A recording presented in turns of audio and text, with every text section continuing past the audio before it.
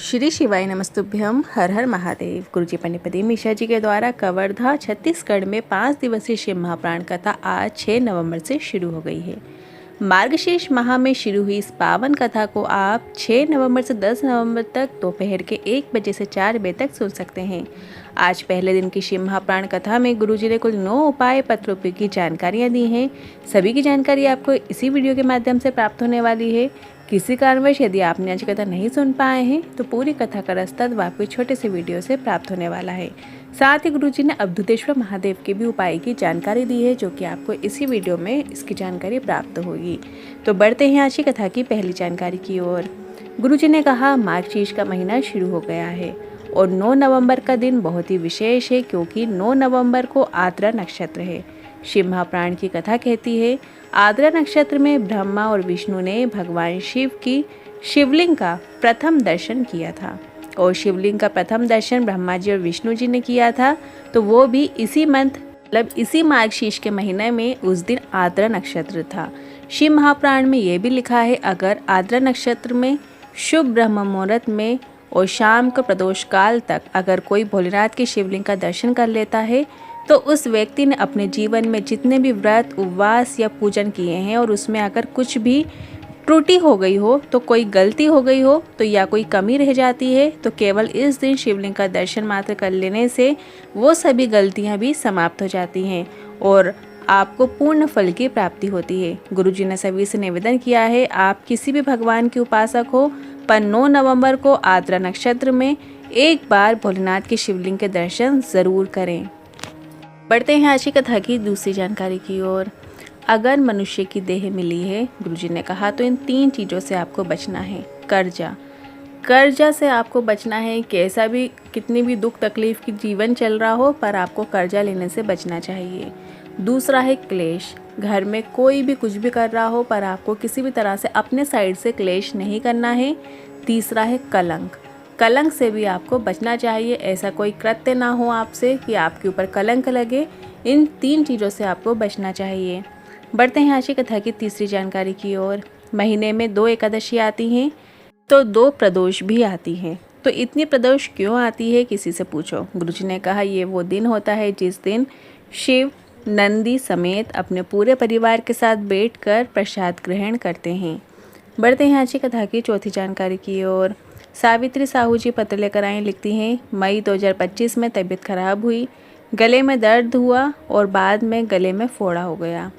इलाज के दौरान डॉक्टर ने गले का कैंसर बता दिया। मैंने डॉक्टर से दवाई लेकर आ गई और प्रतिदिन मंदिर जाने लगी और 3 महीने में ही मेरी बीमारी पूरी तरीके से ठीक हो गई।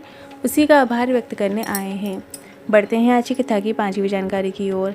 शंकर भगवान पर चढ़ा हुआ जल पियो, पर उसके साथ नज़दीक के डॉक्टर को भी दिखाकर उसकी दवाइयाँ भी खाते रहो। गुरुजी ने कहा, डॉक्टर के पास ना जाना आपकी बेवकूफ़ी है।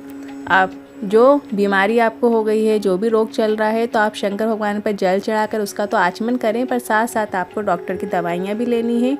जो डॉक्टर जांच बोलते हैं, दवाइयाँ बोलते हैं, वो सभी आपको खानी चाहिए। साथ साथ आपको शंकर पे भरोसा रखना है, शंकर पर विश्वास बनाए रखना है और शंकर पर चढ़ा हुआ जल आप औषधि रूप में उसका आचमन करते हो। शंकर पे जो बेलपत्र अर्पित होती है वो आप औषधि रूप में ग्रहण करते हो। तो ये सब भी आप करते रहो, साथ साथ आप दवाइयाँ भी लेते रहो। बढ़ते हैं अगली 6वीं जानकारी की ओर। अश्विनी जी पत्र लेकर आए, लिखती हैं, 10 साल हो गए थे, संतान सुख नहीं था। मैंने सब जगह दिखाया, जो कहा वो सब किया, पर सब सही था, पर गर्भ क्यों नहीं ठहर रहा था, समझ नहीं आ रहा था। किसी ने आपकी कथा सुनने को कहा, हमने आसन लगाकर कथा सुनना शुरू किया, मंदिर भी जाना शुरू किया और पशुपतिनाथ व्रत भी किया और सफ़ेद आकड़ी की जड़ का प्रयोग भी किया, पर गर्भ नहीं ठहरा। मैंने फिर 3 बार पशुपतिनाथ व्रत किया, 3 बार सफ़ेद आकड़ी की जड़ का प्रयोग किया और पंडाल में बैठकर कथा का श्रवण किया और पंडाल की मिट्टी को गर्भ में लगा लिया और घर आई तो पेट में दर्द हुआ। डॉक्टर को दिखाया तो डॉक्टर ने बताया गर्भ ठहर गया है और 10 वर्षों के बाद हमें पुत्र रत्न की प्राप्ति हुई है। उसी का आभार व्यक्त करने आए हैं। बढ़ते हैं आज की कथा की 7वीं जानकारी की और। मोनिका जी पत्र लेकर आई, लिखती है, मेरे ससुर जी की तबीयत खराब हुई, डॉक्टर ने उनका लीवर पूरी तरीके से डैमेज बता दिया और बचना मुश्किल है। फिर किसी ने शिव जी पर चढ़े हुए जल का महत्व बताया तो हमने शिव पर चढ़े हुए जल और बेलपत्र उन्हें देना शुरू किया। 7 दिन लगातार हमने ऐसा ही किया और फिर इसके बाद डॉक्टर से जांच कराने गए तो डॉक्टर ने बताया कि लीवर ने अब कार्य करना शुरू कर दिया है और अभी वो पूरी तरीके से ठीक हो गए हैं। उसी का आभार व्यक्त करने आए हैं। बढ़ते हैं आज की कथा की 8वीं जानकारी की ओर। बेलपत्र का महत्व बताते हुए गुरुजी ने कहा, शिव पर चढ़ी हुई बेलपत्र को अगर अवधूतेश्वर महादेव का नाम लेकर प्रतिदिन खाया जाए तो पेट से जुड़ी हुई जो समस्याएं हैं, जैसे कब्ज होती है, एसिडिटी होती है, ये जो पेट से जुड़ी हुई समस्याएं हैं ये दूर होती हैं, क्योंकि बेलपत्र में फाइबर की मात्रा अत्यधिक होती है। डॉक्टर की दवाई के साथ आप एक बार ये प्रयोग भी ज़रूर आजमाइएगा, लाभ ज़रूर देखने को मिलेगा। बढ़ते हैं अगली 9वीं जानकारी की ओर। जिसके प्राण बेलपत्र के पेड़ के नीचे जाते हैं या फिर जिसके शरीर में बेलपत्र की जरा सा भी भाग होता है तो उस व्यक्ति को नरक की प्राप्ति नहीं होती है, ये निश्चितता है। जैसे आप बेलपत्र का आचमन करते हैं तो जरा सा भी भाग यदि आपके पेट में बेलपत्र का बसता है तो उसी समय यदि आपकी मृत्यु आ गई है तो आपको नरक की प्राप्ति नहीं होती है, यह निश्चितता है। अब बढ़ते हैं अगली 10वीं जानकारी की ओर। देवला जी पत्र लेकर आई, लिखती हैं, मेरे पाँव की हड्डी टूट गई और डॉक्टर ने 2.5 लाख का खर्चा बता दिया और किसी ने शिव पर जल चढ़ाने को कहा और उस जल का आचमन करने को कहा और मैंने ऐसा ही करना शुरू किया और ऑपरेशन की भी ज़रूरत नहीं हुई और भगवान ने मुझे चलने लायक बना दिया है। उसी का आभार व्यक्त करने आए हैं। बढ़ते हैं अगली 11वीं जानकारी की ओर। नेहा ठाकुर जी पत्र लेकर आई, लिखती हैं, 5 वर्ष निकल गए थे, संतान सुख नहीं था। किसी ने कथा पंडाल में कथा सुनने को कहा और पशुपतिनाथ व्रत करने को कहा और मैंने ऐसा ही किया और मुझे पुत्र रत्न की प्राप्ति हुई है। उसी का आभार व्यक्त करने आए हैं।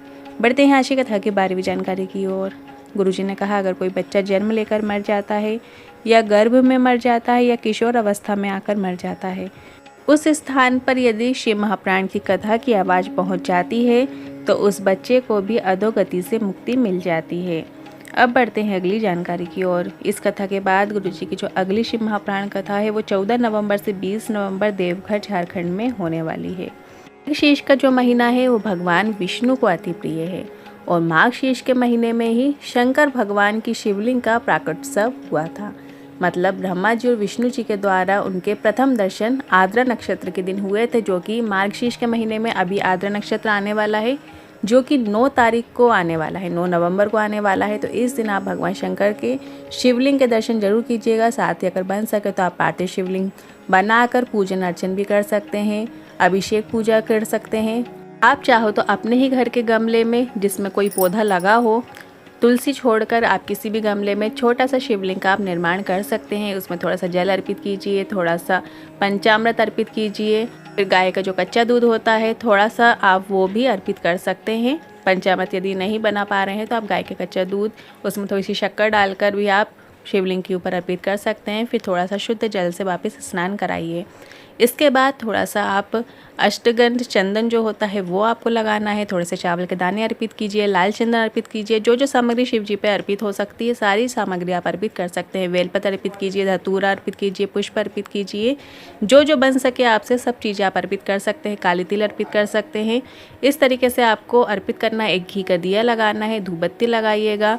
इस तरीके से आप शॉर्ट में पूजा कर सकते हैं। इस पूजा का जो फल है वो आपको हजारों गुना होकर प्राप्त होता है, क्योंकि माघ शीर्ष के महीने में जो किया गया दान है, जाप है, पूजा है, वो हमें 1000 गुना होकर प्राप्त होती है। भगवान शिव स्वयं कहते हैं, जो आर्द्रा नक्षत्र के दिन मेरे शिवलिंग के दर्शन करता है, मेरी पूजा करता है, वो मुझे मेरे पुत्र कार्तिकेय के समान प्रिय है। शिव महापुराण में ये वर्णित है। तो आप ये शॉर्टकट में पूजा कर सकते हैं, या फिर यदि बेलपत्री का वृक्ष है तो उसके नीचे भी आप पार्थिव शिवलिंग का निर्माण करके इसी तरीके से पूजन अर्चन कर सकते हैं। या फिर कहीं भी आप पार्थिव शिवलिंग का पूजा अर्चन नहीं कर पा रहे हैं तो आप भोलेनाथ के ही मंदिर में आप जल अर्पित ज़रूर कीजिएगा, एक घी का दिया ज़रूर लगाइएगा, पूजन अर्चन ज़रूर कीजिएगा। जैसे आप करते आए हैं वैसे आप ज़रूर कीजिएगा। या फिर आप पूजा अर्चन भी नहीं कर सकते तो एक बेलपत्र आप भगवान शंकर के शिवलिंग पे ज़रूर अर्पित कीजिएगा। यदि बेलपत्र भी अर्पित नहीं कर पा रहे हैं तो आप शंकर भगवान के शिवलिंग के दर्शन ज़रूर करें। गुरुजी ने भी आज की कथा में कहा है कि आप आर्द्रा नक्षत्र के दिन भगवान शंकर के शिवलिंग का दर्शन ज़रूर कीजिएगा। मनोकामना की पूर्ति देने वाला 1000 गुना पुण्य फल आपको प्रदान करने वाला होता है। तो 9 तारीख को रविवार के दिन आर्द्रा नक्षत्र पड़ रहा है, जो अभी आने वाला रविवार है। इस दिन आप ये विशेष उपाय या विशेष पूजा पाठ आप ज़रूर करें, उस दिन आपको विशेष पुण्य फल की प्राप्ति होगी। आज के इस वीडियो से संबंधित मन में कोई सवाल या क्वेश्चन है तो कमेंट के जरिए पूछ सकते हैं। वीडियो थोड़ा भी उपयोगी लगा हो तो वीडियो को लाइक करके कमेंट बॉक्स में हर हर महादेव ज़रूर टाइप कीजिएगा। श्री शिवाय नमस्तुभ्यम।